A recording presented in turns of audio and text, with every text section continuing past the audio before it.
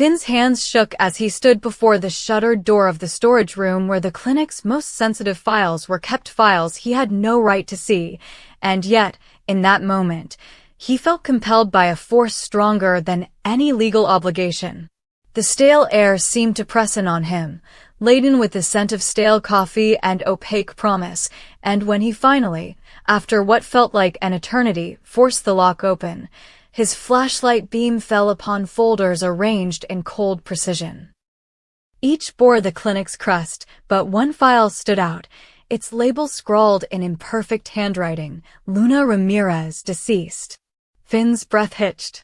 He had treated Luna just weeks ago, seen her wide-eyed in recovery, her pulse steady under his touch. How could a patient he had just discharged now lie dead by official record? His pulse thundered as he rifled through the pages, heart pounding in concert with the relentless clicks of his penlight. Every page he turned revealed more lies. Forged signatures, doctored x-rays, falsified physician notes. The clincher came in a gritty photocopy of an insurance claim, its date stamped only a day after Luna was supposedly declared brain dead, a 7-figure payout, wired to an anonymous offshore account and then funneled into something chillingly labeled Project Ares Fund. In that moment, all the pieces shifted into place. Liam, desperate to secure a hidden trove of money he could pour into his clandestine research without prying eyes, Grace, complicit in brainwashing the board into believing Luna's condition was irreversible, and worse, everyone's favorite golden boy, Liam, playing the martyr for sympathy while orchestrating one of the coldest cons imaginable.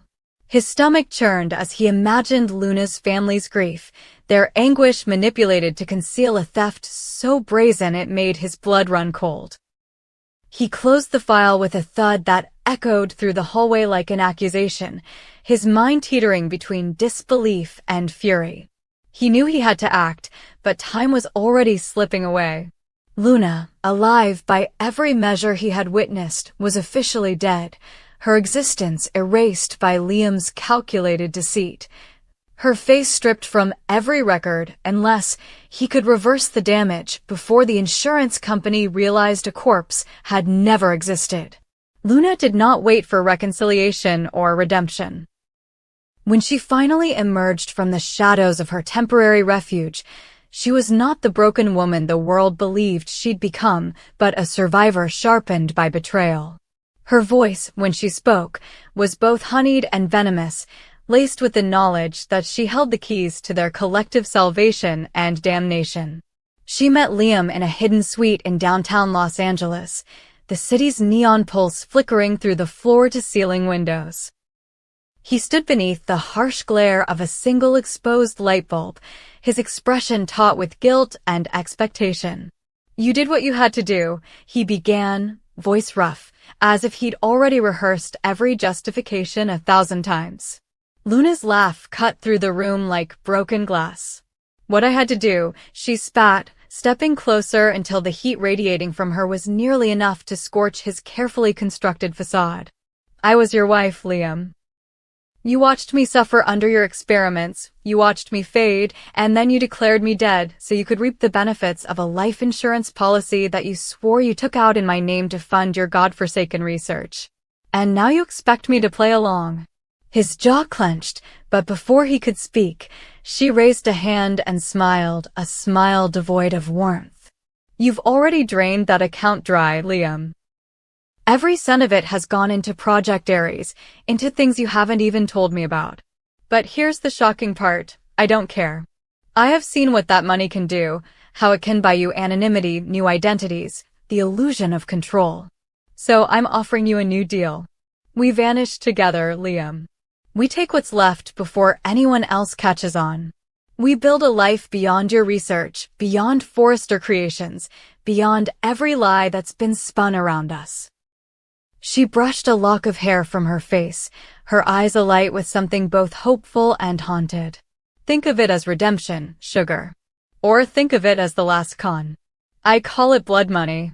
Fear flickered in Liam's eyes, fear and desire, mingling into a cocktail more potent than any narcotic he'd ever synthesized. He had created a world of secrets for himself, but Luna's proposal threatened to collapse that world entirely. If they disappeared together, if they fled the country on a forged passport paid for by the very funds he'd bled out of the insurance claim, he could escape both the legal maelstrom and the moral black hole he'd dug for himself. But could he trust Luna, the woman whose very name he had stolen from the annals of life and death? And even as he wrestled with doubt, a new dread coiled in his gut. Finn. The young doctor had not only discovered the truth about Luna's so-called demise, but had also begun to trace the digital breadcrumbs leading to Liam's clandestine account. Every keystroke Finn made, every subpoena he issued, had the potential to expose the monstrous tapestry of lies Liam had so painstakingly woven. And a man as resourceful as Finn would not stop until justice, medical, legal, or otherwise, was served cold. Liam closed his eyes, picturing the moment Finn would finally confront him, documentation in hand, righteous indignation burning in his gaze. He imagined the headlines, "Logan Scandal Rocks LA, Bold and the Beautiful Betrayed." He could almost taste the bitterness of public disgrace. So Luna whispered, closing the distance until their shoulders brushed, her words a fevered promise in his ear, "We run now, or we watch everything burn." The room stretched silent, as if the city itself was holding its breath. Liam's heart hammered against his ribs, torn between self-preservation and fear of the unknown life Luna dangled before him. And in that silence, the walls of the suite seemed to pulse with possibility and peril, the neon lights painting their shadows longer, looser, ready to envelop them both. In the next heartbeat, he knew, the unthinkable decision would be made. To stay and face Finn's revelations, the courtroom dramas, the shame and the lawsuits and the forfeiture of any hope at redemption, or to leap headfirst into the abyss alongside Luna, leaving behind every last shard of innocence, every lie laid bare, and trusting that the blood money could truly buy them a new beginning, however tainted, however fleeting. The choice would define them forever, for in the world of power, betrayal, and hidden agendas, the line between salvation and annihilation is as thin and as dangerous as a razor's edge. Finn's heart thundered as he crested the final dune overlooking the jagged expanse of Malibu's cliffs, breath ragged from the chase, but mind razor-sharp with determination. For days he had traced the digital breadcrumbs left by Lee's encrypted tracker, following signals that flickered across satellite maps and bounced from cell towers until they converged here, where the Pacific winds whipped at his scrubs and the salt spray stung his eyes. There, silhouetted against the bruised sky, stood Lee, arms outstretched as if embracing the endless horizon, flanked by Sheila's lean, predatory form and Luna's trembling figure, pale, haunted, yet resolute.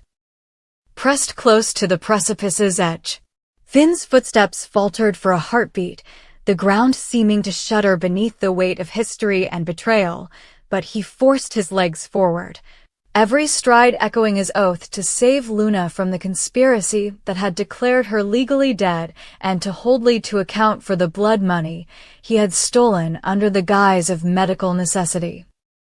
As he neared, Lee turned, expression open yet fraught with the wild recklessness of a man who believes he has rewritten his own fate.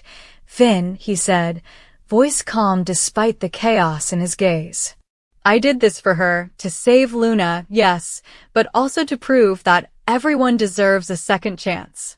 Finn's eyes flicked to Luna, whose pale cheeks had emptied of color, and to Sheila, whose lips curved into a venomous smile that did not reach her eyes. "A second chance," Finn echoed, voice tight. "By faking her death? By draining an insurance fund meant to give her a future and using it to bankroll your secret research?" Lee lifted a hand, palm open as though offering peace, but the gesture felt more like a challenge.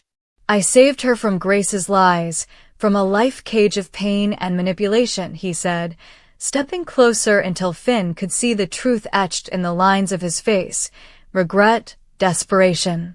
and an unshakable conviction that he alone could rewrite the script of their lives.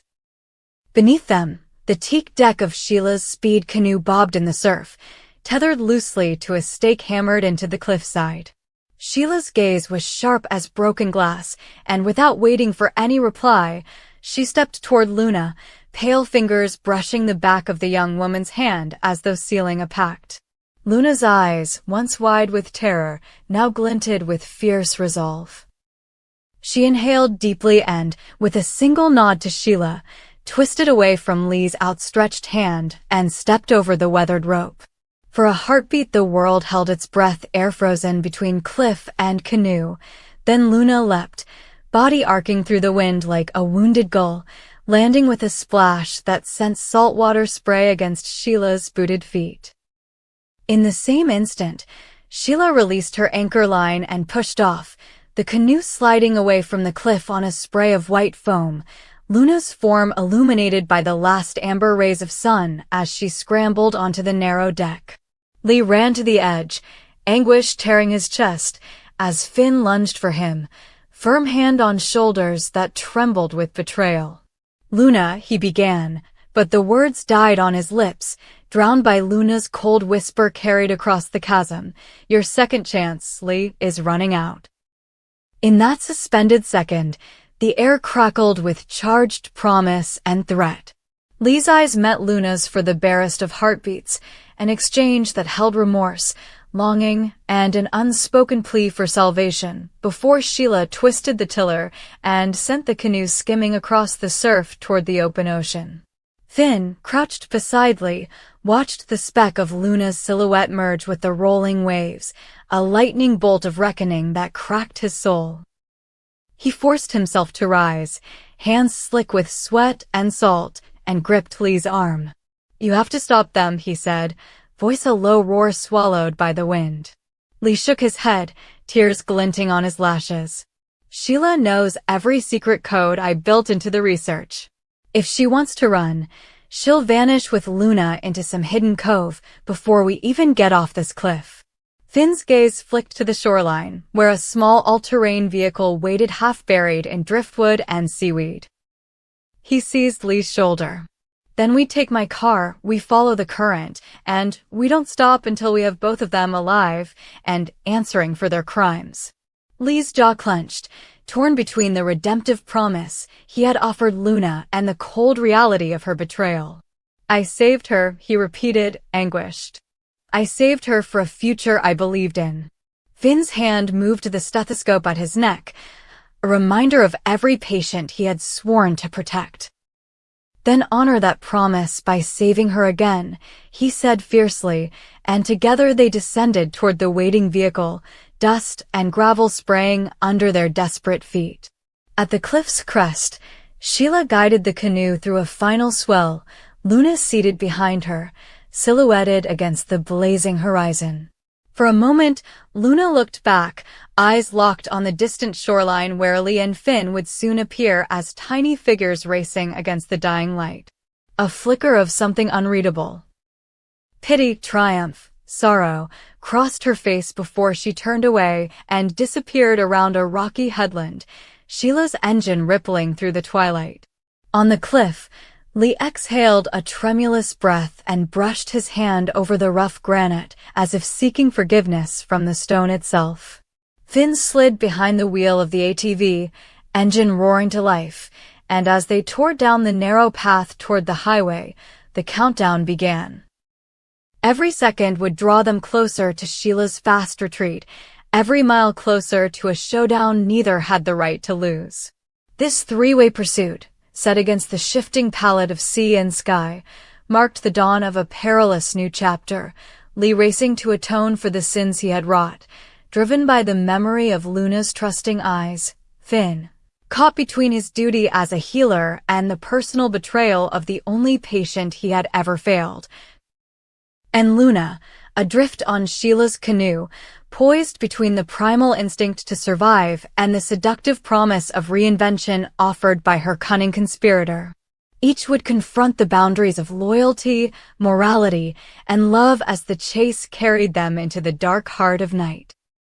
And somewhere beyond the horizon, under a moon as pale and watchful as a judge, they would learn whether redemption can ever be purchased with deceit, whether a second chance can justify the lies that brought it into being, and whether, in the tide-driven dance between salvation and ruin, any soul can escape the consequences of its own choices.